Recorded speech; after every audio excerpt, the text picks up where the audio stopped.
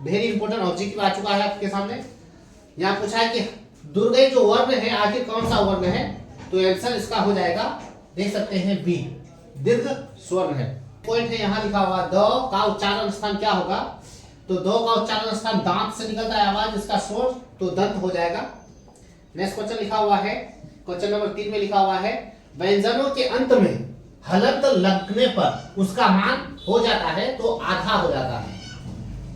किसी भी संख्या पर अगर हलंत लग जाए तो आधा उसका मान हो जाता है। क्वेश्चन नंबर 4 में लिखा हुआ है, हिंदी में वर्णों की कुल संख्या कितनी है, तो हिंदी में वर्णों की कुल संख्या 52 होता है, 52 याद रखिएगा, ये मिस्टेक है।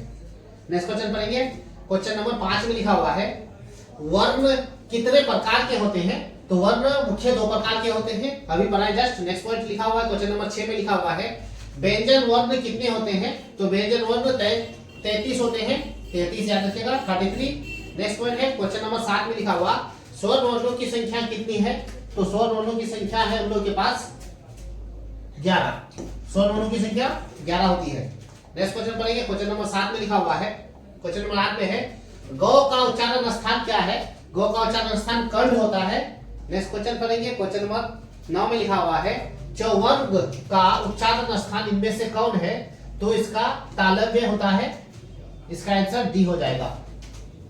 नेक्स्ट क्वेश्चन है क्वेश्चन नंबर 10 में लिखा हुआ है, ट वर्ग का उच्चारण स्थान क्या है, तो इसका आंसर हो जाएगा मूर्धरा। नेक्स्ट क्वेश्चन है क्वेश्चन नंबर 11 में लिखा हुआ है, त वर्ग का उच्चारण स्थान क्या है, तो इसका आंसर हो जाएगा दंत। नेक्स्ट क्वेश्चन है क्वेश्चन नंबर 12 में लिखा हुआ है, इनमें कौन दीर्घ स्वर है, तो दीर्घ पूछा है आपको, देख सकते हैं ये तीनों क्या है, दीर्घ नहीं है, ये दीर्घ है, ये दीर्घ है, इसका बी राइट आंसर हो जाएगा। क्वेश्चन नंबर 13 में लिखा हुआ है, ड का उच्चारण स्थान क्या है, तो ड का उच्चारण स्थान हो जाएगा नासिका, नाक से आवाज निकल रहा है तो नासिका। नेक्स्ट क्वेश्चन है क्वेश्चन नंबर 14 में लिखा हुआ है, अ का उच्चारण स्थान क्या है, तो देख सकते हैं दंत अष्ट दोनों होता है, दंत और अष्ट दोनों मिलकर के बनता है अ का उच्चारण स्थान। नेक्स्ट क्वेश्चन है क्वेश्चन नंबर 15 में, भ का उच्चारण स्थान क्या है, तो भ का उच्चारण स्थान हो जाएगा ओष्ठ, ओष्ठ। क्वेश्चन नंबर 16 में, क्वेश्चन नंबर 16 में है, अक्षो ध्वनि किसके अंतर्गत आती है, तो देख सकते हैं मूल ध्वनि के अंतर्गत अक्षो ध्वनि आते हैं। क्वेश्चन नंबर 17 में लिखा हुआ है, तालपेशो वर्ण का उच्चारण स्थान क्या है, तो सी हो जाएगा मुद्रा। नेक्स्ट क्वेश्चन है क्वेश्चन नंबर 18 में लिखा हुआ है, ब का उच्चारण स्थान क्या है, तो ब का उच्चारण स्थान ओष्ठ होता है। नेक्स्ट क्वेश्चन पढ़ेंगे, क्वेश्चन नंबर 20 में लिखा हुआ है, फिर तालपेशो मदनसो स ह को क्या कहते हैं, तो आंसर उसका हो जाएगा उष्म व्यंजन, उष्म व्यंजन कहा जाता है। क्वेश्चन नंबर 20 में है, अक्षोत्तरज्ञा श्रेय को क्या कहते हैं, तो इसका आंसर संयुक्त हो जाएगा, देख सकते हैं संयुक्त व्यंजन कहा जाता है इसको, अभी हम लोग सब्जेक्टिव में इसको जस्ट पढ़े। क्वेश्चन नंबर 21 में लिखा हुआ है, क का वर्ण, को वर्ण का उच्चारण स्थान क्या है, तो देख सकते हैं इसका आंसर हो जाएगा कंठ, क। जब भी हम लोग बोलेंगे क तो उच्चारण स्थान कंठ से निकल रहा है, इसलिए क हो जाएगा। नेक्स्ट क्वेश्चन पढ़ेंगे हम लोग, क्वेश्चन नंबर 22 में लिखा हुआ है, हर्षौ और दुर्गौ और पो का उच्चारण स्थान क्या है, तो ओष्ठ हो जाएगा। उच्चारण स्थान से आपको काफी क्वेश्चन देखने को मिलेंगे, अच्छी तरह से नोट कर लीजिए इस पॉइंट को। नेक्स्ट क्वेश्चन है क्वेश्चन नंबर 23 में लिखा हुआ है, नो म न का उच्चारण स्थान क्या है, तो इसका उच्चारण स्थान नासिका हो जाएगा, क्योंकि ये सब वर्ड जितना भी है जब भी बोलेंगे हम लोग न म क, नाक से उच्चारण स्थान निकलता है, इसलिए नासिका हो जाएगा।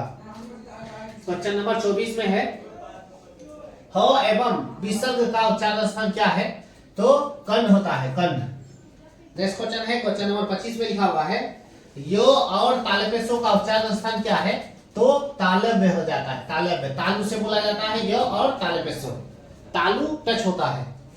नेक्स्ट क्वेश्चन है क्वेश्चन नंबर 26 में लिखा हुआ है, लो और सो का उच्चारण स्थान क्या है, लो और सो, हम लोग जब भी लो और सो बोलेंगे तो दंत टच होगा, इसलिए क्या हो जाएगा, बी दंत हो जाएगा। क्वेश्चन नंबर 27 में पढ़ेंगे हम लोग, व्यंजन के कितने प्रकार होते हैं, तो व्यंजन के मुख्य कितने होते हैं, 5 प्रकार होते हैं। क्वेश्चन नंबर 28 में लिखा हुआ है, छ का उच्चारण स्थान क्या है, तो तालु हो जाएगा छ, छ तालु से बोला जाता है। क्वेश्चन नंबर 29 में है ध का उच्चारण स्थान क्या है, तो इसका दंत हो जाएगा ध, ध दंत से बोला जाएगा ध। अब हम लोग के पास वर्णों का खानदान खत्म, वर्ण के बारे में हम लोग पढ़ लिए। अब पढ़ेंगे हम लोग संज्ञा के बारे में। संज्ञा के बारे में अच्छी तरह से जान चुके हैं। किसी व्यक्ति, वस्तु, स्थान, भाव या द्रव्य आदि के नामों को संज्ञा कहा जाता है। राम, टेबुल, पटना, बुढ़ापा, तेल आदि ये सभी क्या है, संज्ञा है। संज्ञा के मुख्य 5 भेद होते हैं। भेद सब याद रखिएगा, एग्जाम में हर हालत में भेद आता है। भेद 5 होते हैं। संज्ञा के मुख्य 5 भेद होते हैं। संज्ञा के मुख्य 5 भेद होते हैं, देख सकते हैं। व्यक्तिवाचक संज्ञा, जातिवाचक, धर्मवाचक, समूहवाचक, भाववाचक, ये सभी भेद है संज्ञा के। संज्ञा से देख सकते हैं, वेरी इंपोर्टेंट ऑब्जेक्टिव है। गंगा पवित्र है, वाक्य में गंगा कौन सी संज्ञा है, तो आपको अभी पता है। खास चीजों के नाम को व्यक्तिवाचक संज्ञा कहा जाता है। क्वेश्चन नंबर 2 में है निम्नलिखित में से शब्दों में से कौन सा शब्द भाववाचक संज्ञा है, तो गरीबी एक भाववाचक में अंतर्गत आता है। ये सभी अलग अलग है। ये तो दर्द में आ जाएगा, ये तो व्यक्ति में आ जाएगा, ये समूह में आ जाएगा। नेक्स्ट क्वेश्चन पढ़ेंगे। क्वेश्चन नंबर 3 में लिखा हुआ है हम लोग के पास, जो शब्द संज्ञा की विशेषता बताता है उसे कहते हैं, उसे क्या कहा जाएगा, उसे विशेषण कहा जाता है। क्वेश्चन नंबर 4 में लिखा हुआ है जातिवाचक संज्ञा का उदाहरण नहीं है, तो जाति में गाय भी आता है, नदी भी आता है, शहर भी आता है, विवेकानंद नहीं आएगा, वो नाम है। नेक्स्ट क्वेश्चन है, क्वेश्चन नंबर 5 में लिखा हुआ है निम्नलिखित में से संज्ञा का भेद है, तो संज्ञा का इसमें से कौन भेद है, देख सकते हैं व्यक्तिवाचक संज्ञा का भेद है, बाद बाकी ये संज्ञा का भेद नहीं है। क्वेश्चन नंबर 6 में लिखा हुआ है संज्ञा के कितने भेद होते हैं, तो संज्ञा के मुख्य 5 भेद होते हैं। अभी हम लोग पढ़े संज्ञा के 5 भेद होते हैं। क्वेश्चन नंबर 7 में लिखा हुआ है सूरदास और सुरेश शब्द कौन सी संज्ञा है, तो व्यक्तिवाचक संज्ञा आ जाएगा, क्योंकि सूरदास खास लेखक है। हमने लिखा हुआ देख सकते हैं स्थिर कौन सी संज्ञा है, स्थिर कौन सी संज्ञा है, तो भाववाचक में आ जाएगा। स्थिर एक भाववाचक संज्ञा है। नेक्स्ट क्वेश्चन फिर पढ़ेंगे। क्वेश्चन नंबर 9 में लिखा हुआ है ऊर्ना क्रिया की भावना भाववाचक संज्ञा होगी। ऊर्ना की भावना क्या हो जाएगा, उड़ान। ऊर्ना का भाववाचक क्या हो जाएगा, उड़ान। अच्छा विशेषण की भाववाचक संज्ञा क्या होगी, तो अच्छा की क्या हो जाएगा, अच्छाई हो जाएगा, अच्छाई हो जाएगा। नेक्स्ट क्वेश्चन पढ़ेंगे हम लोग। क्वेश्चन नंबर 11 में लिखा हुआ है जाति की भाववाचक संज्ञा होगी, तो जाति की भाववाचक जातीयता हो जाएगी। क्वेश्चन नंबर 12 में है राष्ट्रीयता शब्द में कौन सी संज्ञा है, तो राष्ट्रीयता शब्द में भाववाचक संज्ञा है। क्वेश्चन नंबर हम लोग 13 पढ़ेंगे। जिस संज्ञा शब्द से किसी व्यक्ति, वस्तु के गुण, धर्म, स्वभाव आदि का बोध होता है कहा जाता है, तो भाववाचक संज्ञा कहा जाता है। क्वेश्चन नंबर 14 में पढ़ेंगे निम्नलिखित में से समूहवाचक संज्ञा है, समूहवाचक संज्ञा में कौन आ जाएगा, सेन आ जाएगा। समूह में है, बाद बाकी ये समूह में नहीं है। क्वेश्चन नंबर 15 में लिखा हुआ है कलम शब्द कौन सी संज्ञा है, तो कलम शब्द देख सकते हैं कौन सी संज्ञा है, तो जाति। कलम एक जाति संज्ञा आ जाएगा। द्रव्यवाचक संज्ञा का उदाहरण है, तो द्रव्यवाचक संज्ञा का उदाहरण देख सकते हैं तेल हो जाएगा। 17 में है तूफान शब्द कौन सी संज्ञा है, तो तूफान शब्द देख सकते हैं जातिवाचक संज्ञा हो जाएगा। क्वेश्चन नंबर 18 में लिखा हुआ है समूहवाचक संज्ञा है, समूहवाचक संज्ञा क्या हो जाएगा, पौधे। इसमें से नेक्स्ट क्वेश्चन पढ़ेंगे। क्वेश्चन नंबर 19 में लिखा हुआ है बुढ़ापा शब्द व्याकरण के किस संज्ञा के भेद से संबंध है, तो भाववाचक संज्ञा हो जाएगा। नेक्स्ट क्वेश्चन है क्वेश्चन नंबर 20 में लिखा हुआ है निम्नलिखित में से कौन शब्द व्यक्तिवाचक संज्ञा है, व्यक्तिवाचक संज्ञा में कौन आ जाएगा, देख सकते हैं गंगा, गंगा व्यक्तिवाचक संज्ञा है। क्वेश्चन नंबर 21 में लिखा हुआ है तेल कौन सा वाचक संज्ञा है, तो तेल अब देख सकते हैं द्रव्यवाचक हो जाएगा। क्वेश्चन नंबर 22 में लिखा हुआ है चौकीदार कौन सी संज्ञा है, तो चौकीदार जातिवाचक में आ जाएगा। क्वेश्चन नंबर 23 में लिखा हुआ है मैदान में सभा हो रही है, ये सभा कौन सी संज्ञा है, तो इसका समूहवाचक में आ जाएगा। नेक्स्ट पॉइंट अब सर्वनाम है लिखा हुआ। सर्वनाम क्या है, देख सकते हैं संज्ञा के बदले में जिस शब्द का प्रयोग किया जाता है उसे सर्वनाम कहा जाता है। जैसे रोहन अच्छा लड़का है, रोहन संज्ञा है, रोहन के बदले में वह अच्छा लड़का है, वह हो गया सर्वनाम। तो सर्वनाम में मैं, आप, तुम, हम लोग, वह, यह, वे लोग, ये सभी सर्वनाम के अंतर्गत आते हैं। सर्वनाम के मुख्य भेद 6 होते हैं। सर्वनाम के 6 भेद होते हैं। हिंदी में कुल 11 सर्वनाम होते हैं। सर्वनाम के 6 भेदों में से देख सकते हैं सर्वनाम के भेद है पुरुषवाचक सर्वनाम, निश्चयवाचक सर्वनाम, अनिश्चयवाचक सर्वनाम, संबंधवाचक सर्वनाम, निजवाचक सर्वनाम, प्रश्नवाचक सर्वनाम। पुरुषवाचक सर्वनाम के अंतर्गत कौन कौन आते हैं? यहाँ लिखा हुआ है मैं, आप, वह, वे, लोग, ये पुरुषवाचक सर्वनाम के अंतर्गत आते हैं। और निश्चयवाचक सर्वनाम में यह वह आते हैं, और निश्चयवाचक सर्वनाम में कोई या कुछ आते हैं। संबंधवाचक सर्वनाम में जो सो आते हैं, और निजवाचक सर्वनाम में स्वयं, खुद, आप ही आते हैं। प्रश्नवाचक सर्वनाम में कौन, क्या, क्यों, ये सब आते हैं। नेक्स्ट पॉइंट यहाँ देख सकते हैं पुरुषवाचक सर्वनाम, जो सर्वनाम वक्ता यानी बोलने वाला, श्रोता सुनने वाला तथा अन्य किसी के लिए प्रयोग होता है उसे पुरुषवाचक सर्वनाम कहा जाता है। जैसे मैं, तुम, आप लोग, वह आदि, ये सभी सर्वनाम के अंतर्गत आते हैं। किसमें? पुरुषवाचक सर्वनाम के अंतर्गत आते हैं। पुरुषवाचक सर्वनाम के मुख्य 3 भेद होते हैं, प्रथम पुरुष, द्वितीय पुरुष और तृतीय पुरुष। प्रथम पुरुष में मैं और हम आते हैं, और द्वितीय पुरुष में तुम, आप, तू, आप लोग, तुम लोग, ये सभी आते हैं। तृतीय पुरुष में वह, वे लोग, उसकी या उनकी, ये सभी तृतीय पुरुष में आते हैं। नेक्स्ट सर्वनाम, सर्वनाम से ऑब्जेक्टिव, वेरी इंपॉर्टेंट ऑब्जेक्टिव है। सर्वनाम के कितने भेद होते हैं? तो सर्वनाम के मुख्य 6 भेद होते हैं। क्वेश्चन नंबर 2 में पुरुषवाचक सर्वनाम के कितने भेद होते हैं? तो पुरुषवाचक सर्वनाम के मुख्य 3 भेद होते हैं, प्रथम पुरुष, द्वितीय पुरुष और तृतीय पुरुष होते हैं। क्वेश्चन नंबर 3 में लिखा हुआ है हिंदी में सर्वनाम कितने होते हैं? तो हिंदी में सर्वनाम मुख्य कितने होते हैं? 11 होते हैं। क्वेश्चन नंबर 4 में लिखा हुआ है प्रश्नवाचक।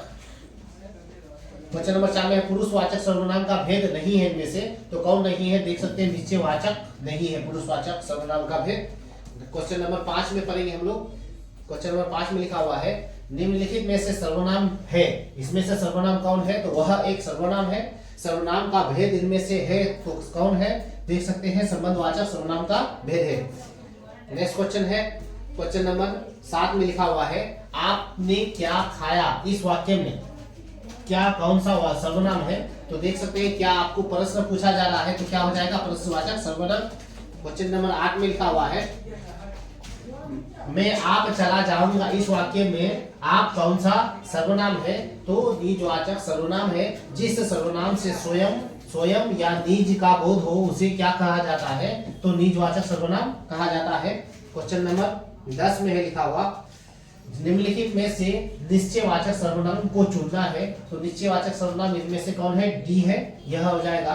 क्वेश्चन नंबर 11 में है निम्नलिखित में से प्रश्नवाचक सर्वनाम को चुनना है, तो प्रश्न को कौन करना है? यहाँ कौन है, कौन हो जाएगा। क्वेश्चन नंबर देख सकते हैं यहाँ 12 में लिखा हुआ है जिसकी लाठी उसकी भैंस, यह रेखांकित शब्द का सर्वनाम बताइए, तो कौन हो जाएगा? देख सकते हैं निज में आ जाता है, ये निजवाचक सर्वनाम हो जाएगा। क्वेश्चन नंबर 13 में लिखा हुआ है स्वयं के लिए जीना ठीक नहीं है, तो ये कौन सा वाक्य है? देख सकते हैं निजवाचक है। स्वयं आया तो स्वयं अगर आ जाए तो समझ लीजिएगा कि निजवाचक सर्वनाम है। क्वेश्चन नंबर 14 में मैं रामायण पढ़ता हूँ, इस वाक्य में मैं कौन सा सर्वनाम है? तो पुरुषवाचक में आ जाएगा, पुरुष का प्रथम में आ जाएगा या पुरुष का प्रथम में आ जाएगा। नेक्स्ट पॉइंट हम लोग पढ़ेंगे क्वेश्चन नंबर 15 में लिखा हुआ है यह सर्वनाम है, यह कौन सा सर्वनाम है? तो देख सकते हैं निश्चयवाचक, यह कलमे है, वे गाय है। क्वेश्चन नंबर 16 में लिखा हुआ है जैसा करोगे वैसा भरोगे, यह यहाँ जैसा और वैसा किस समास का उदाहरण है? समास का उदाहरण है तो संबंधवाचक सर्वनाम। सर्वनाम यहाँ होगा किस सर्वनाम का उदाहरण है? सर्वनाम का उदाहरण है तो यहाँ संबंधवाचक सर्वनाम का उदाहरण है। नेक्स्ट क्वेश्चन हम लोग पढ़ेंगे क्वेश्चन नंबर 17 में लिखा हुआ है जो सो किस सर्वनाम का उदाहरण है? तो देख सकते हैं जो सो संबंधवाचक सर्वनाम का उदाहरण है। नेक्स्ट क्वेश्चन है क्वेश्चन नंबर 18 में लिखा हुआ है जिससे किसी निश्चित व्यक्ति वस्तु या भाव का बोध ना हो उसको क्या कहा जाता है? तो ये पुरुषवाचक सर्वनाम के अंतर्गत आता है।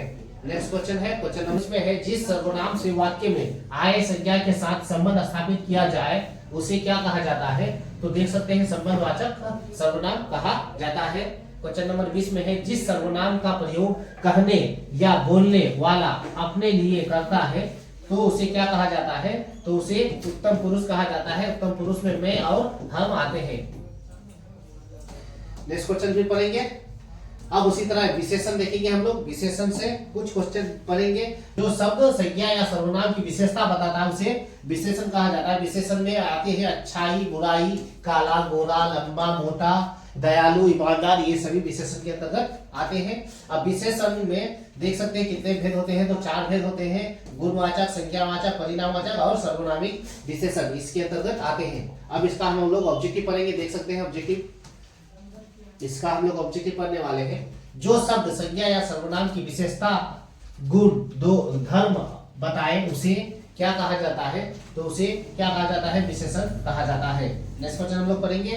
क्वेश्चन नंबर 2 में लिखा हुआ है विशेषण के कितने भेद होते हैं, तो विशेषण के 4 भेद होते हैं। अभी जस्ट बताए विशेषण के 4 भेद होते हैं। क्वेश्चन नंबर 3 में लिखा हुआ है संज्ञा या सर्वनाम के गुण दोष बोध कराने वाले शब्द को क्या कहा जाता है, तो गुणवाचक कहा जाता है। गुण दोष अगर बताए तो गुणवाचक विशेषण कहा जाता है। क्वेश्चन नंबर 4 में लिखा हुआ है जो शब्द संज्ञा या सर्वनाम की मापतौल परिमाण को करने वाले को क्या कहा जाता है, तो उसमें से क्या हो जाएगा, देख सकते हैं परिणामवाचक। जिस चीज को नाप सके, तौल सके, वो परिणामवाचक आ जाएगा। नेक्स्ट क्वेश्चन है क्वेश्चन नंबर 5 में लिखा हुआ है जो सर्वनाम शब्द संज्ञा से पहले आकर विशेषण का काम करता है उन्हें क्या कहा जाता है, तो उन्हें सर्वनामिक विशेषण कहा जाता है। क्वेश्चन नंबर 6 में लिखा हुआ है लाल ... वाचक विशेषण है, रिक्त स्थानों की पूर्ति करे, तो लाल कौन सा सर्वनाम है, विशेषण है, तो गुणवाचक विशेषण है। लाल क्या है, गुणवाचक विशेषण है। क्वेश्चन नंबर हम लोग 7 में पढ़ेंगे भला आदमी में कौन सा विशेषण है, तो भलाई आदमी में गुणवाचक विशेषण है। उसके अंदर भलाई जो है गुण है, भलाई क्या है, गुण है। 4 लीटर दूध में कौन सा विशेषण है, तो 4 लीटर यानी नापा जा रहा है, नाप तोल जिसको किया जा सके वो परिणामवाचक विशेषण कहा जाता है। क्वेश्चन नंबर हम लोग पढ़ेंगे 9 में शेर भर अनाज कौन सा विशेषण है, तो फिर इसको भी नापा जा रहा है, तो हम लोग क्या बोलेंगे, परिमाणवाचक विशेषण कहेंगे। फिर नेक्स्ट पॉइंट पढ़ेंगे, क्वेश्चन पॉइंट 10 में पढ़ेंगे 4 लड़के कौन सा विशेषण है, तो 4 लड़के संख्या बता रहा है, संख्यावाचक विशेषण हो जाएगा। जिसमें संख्या बताए संख्यावाचक, और जिसमें गुण बताए तो गुणवाचक, जिसमें नाप तौल किया जा सके वो परिणामवाचक विशेषण होता है। नेक्स्ट क्वेश्चन पढ़ेंगे हम लोग। क्वेश्चन नंबर 11 में है कुछ आदमी कौन सा विशेषण है, कुछ का मतलब गिनती के अंतर्गत आ जाएगा संख्या में, और ये संख्या के अंतर्गत निश्चय और निश्चय आता है। नेक्स्ट क्वेश्चन हम लोग पढ़ेंगे। क्वेश्चन नंबर 12 में है चमचमाती कौन सा विशेषण है, ये गुण बताया जा रहा है, तो गुण हो जाएगा गुणवाचक विशेषण। 14 में लिखा हुआ है नगर का विशेषण निम्नलिखित में से कौन है, तो नगर का क्या हो जाएगा, नागरिक हो जाएगा। नेक्स्ट पॉइंट पढ़ेंगे। क्वेश्चन नंबर 15 में लिखा हुआ है 5 घोड़े में से 5 शब्द कौन सा विशेषण है, 5 घोड़ों में से संख्या बताया है, संख्यावाचक विशेषण हो जाएगा। क्वेश्चन नंबर 16 में है परिवार का विशेषण क्या होगा, परिवार का विशेषण पारिवारिक हो जाएगा, इसका आंसर डी हो जाएगा।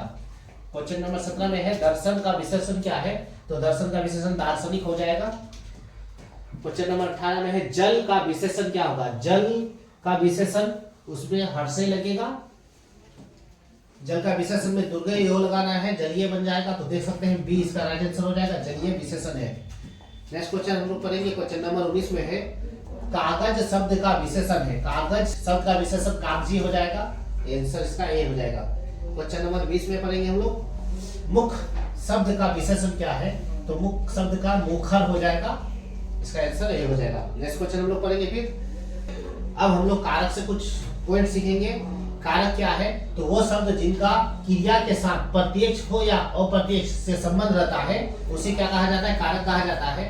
जिसका क्रिया के साथ प्रत्यक्ष या अप्रत्यक्ष संबंध बनाता रहता है उसी को कारक कहते हैं। जैसे राम ने रावण को मारा, राम ने रावण को मारा, ये दोनों वाक्य क्या कर रहा है, डायरेक्ट हो या इनडायरेक्ट हो, प्रत्यक्ष हो या प्रत्यक्ष हो, दोनों के रूप में क्या बना रहा है, संबंध बना रहा है। मैंने रोहन को पुस्तक दिया, वो पुस्तक दिया, बच्चे स्कूल में पढ़ते हैं, पेड़ से पत्ते गिरते हैं, ये सभी क्या है, कारक का पहचान है। हम लोग कारक को आगे पढ़ेंगे। कारक के मुख्य कितने भेद होते हैं, तो कारक के मुख्य 8 भेद होते हैं, देख सकते हैं। भेद सब याद रखना है आप लोगों को। कर्ता ने कर्म को करण से संपादन के लिए अपादान से संबंध काके की अधिकरण में पर संबोधन है, अरे ओ, ये सभी कारक का पहचान है। अब हम लोग पढ़ेंगे आगे इसका ऑब्जेक्टिव। देख सकते हैं कारक के कितने भेद होते हैं, तो कारक के जस्ट अभी पढ़े हम लोग 8 भेद होते हैं। क्वेश्चन नंबर 2 में है कर्म कारक के कितने चिन्ह बताइए कर्म कारक के, तो बी इसका राइट आंसर हो जाएगा। क्वेश्चन नंबर 3 में हम लोग पढ़ेंगे कर्ता कारक के चिन्ह क्या है, तो कर्ता कारक का चिन्ह ए हो जाएगा, ने है कर्ता कारक का चिन्ह। क्वेश्चन नंबर हम लोग 4 में पढ़ेंगे जो क्रिया की उत्पत्ति में सहायक हो उसे कहते हैं, तो उसे कारक कहा जाता है। क्रिया करने वाले को क्या कहते हैं, कर्ता कहा जाता है। क्वेश्चन नंबर हम लोग 6 में पढ़ेंगे फिर जिस पदार्थ पर कर्ता की क्रिया का फल पड़े उसे कहते हैं, तो उसे क्या कहते हैं, तो कर्म कारक कहा जाता है। अमृता कलम से लिखती है, इस वाक्य में कलम से कौन सा कारक है, तो कलम से कौन सा कारक हो जाएगा, देख सकते हैं कर्म कारक है, कलम से लिखा जा रहा है। क्वेश्चन नंबर 8 में पढ़ेंगे वह छत से गिर पड़ा, इस वाक्य में से कौन सा कारक है, तो इसका आंसर अपादान हो जाएगा। नेक्स्ट क्वेश्चन हम लोग पढ़ेंगे। क्वेश्चन नंबर 9 में लिखा हुआ है रवि ने रोहित को पीटा, इस वाक्य में को किस कारक का विभक्ति है, तो को पूछा है आप लोग को, तो को कर्म कारक के अंतर्गत आते हैं। नेक्स्ट क्वेश्चन पढ़ेंगे। क्वेश्चन नंबर 10 में लिखा हुआ है नानी ने कहानी सुनाई, इस वाक्य में ने किस कारक की विभक्ति है, तो ने कर्ता कारक की विभक्ति चिन्ह है। क्वेश्चन नंबर 11 में लिखा हुआ है मित्र मुझे माफ करो, इस वाक्य में मित्र में कौन सा कारक है, तो कौन सा कारक हो जाएगा, संबोधन कर रहा है, संबोधन कारक हो जाएगा। नेक्स्ट क्वेश्चन है क्वेश्चन नंबर 12 में लिखा हुआ है आलोक स्टेशन से आ रहा है, इस वाक्य में स्टेशन से कौन सा कारक है, तो स्टेशन से आ रहा है वो जुदाई हो रहा है, तो अपादान कारक हो जाएगा। क्वेश्चन नंबर 13 में लिखा हुआ है बंदर पेड़ पर बैठा है, इस वाक्य में पेड़ पर किस कारक का प्रयोग हुआ है, तो अधिकरण कारक का प्रयोग हुआ है, में और पर अधिकरण कारक का प्रयोग होता है, में और पर अधिकरण कारक का प्रयोग होता है। क्वेश्चन नंबर 14 में लिखेंगे राकेश का भाई चला गया, इस वाक्य में का किस कारक की विभक्ति है, तो देख सकते हैं संबंध बना रहा है, राकेश का भाई यहाँ संबंध बना रहा है। क्वेश्चन नंबर 15 में पढ़ेंगे दयानंद की बहन पढ़ने में बहुत तेज है, इस वाक्य में किस कारक की विभक्ति हो रही है, तो इस वाक्य में की यहाँ पूछा है की किस विभक्ति हो रही है की, तो देख सकते हैं संबंध बना रहा है, का के की अगर आ जाए आपको का के की अगर आ जाए ज्यादातर तो संबंध बना रहा है, याद रखिएगा। क्वेश्चन नंबर 16 में पढ़ेंगे हम लोग पिताजी आने वाले हैं, इस वाक्य में तुम्हारे किस कारक की विभक्ति है, तो सी इसका राइट आंसर हो जाएगा, संबंध हो जाएगा। क्वेश्चन नंबर 17 में लिखा हुआ है अपना घर सबसे प्यारा होता है, इस वाक्य में अपना किस कारक की विभक्ति हो रहा है, तो देख सकते हैं संबंध बताया जा रहा है, संबंध एक दूसरे का क्या यहाँ है, संबंध बताया जा रहा है। क्वेश्चन नंबर 18 में लिखेंगे देखेंगे अपनी पढ़ाई पर ध्यान दो, इस वाक्य में अपनी किस कारक की विभक्ति हो रही है, तो ये भी क्या हो जाएगा, संबंध हो जाएगा। क्वेश्चन नंबर 19 में लिखा हुआ है वह जन्म का भिखारी है, इस वाक्य में का किस कारक की विभक्ति है, तो ये भी क्या हो जाएगा, संबंध हो जाएगा। क्वेश्चन नंबर 20 में लिखा हुआ है टेबल पर किताब रखी गई है, इस वाक्य में पर किस कारक की विभक्ति है, तो पर जब भी आ जाए अभी बताएं अधिकरण में और पर आता है, अधिकरण में और क्या आता है, पर आता है। नेक्स्ट क्वेश्चन लिखा हुआ हे भगवान यह लड़की तो बहुत झूठ बोलती है, इस वाक्य में है किस कारक की विभक्ति है, तो संबोधन कारक की विभक्ति है।